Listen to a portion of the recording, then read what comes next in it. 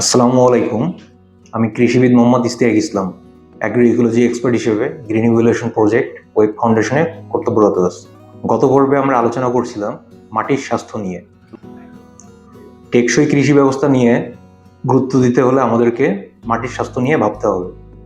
আমাদের অসুখ হলে, গ্যাস্ট্রিকের সমস্যা হলে যেমন আমরা খাওয়া দাওয়া করতে পারি না, মাটিতে অতিরিক্ত পরিমাণে রাসায়নিক সার দেওয়ার কারণে মাটিতে গ্যাস বা অ্যাসিড তৈরি হয়ে গেছে, যার কারণে আমরা অতিরিক্ত পরিমাণে রাসায়নিক সার ব্যবহার করলেও সেটা কাজে আসতেছে না।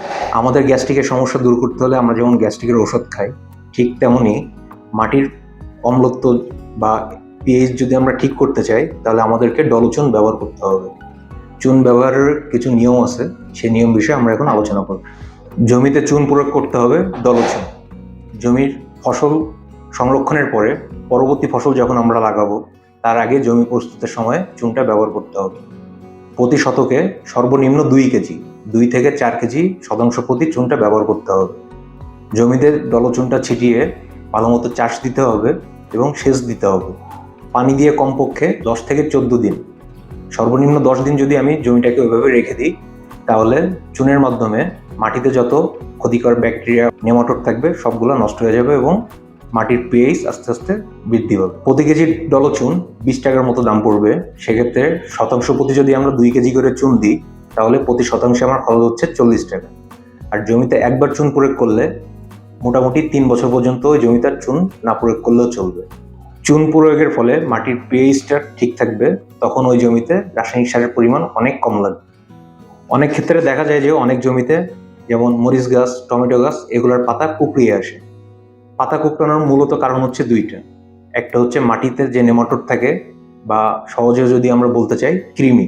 আমাদের যেমন কৃমি আছে, মাটিতেও কৃমি আছে।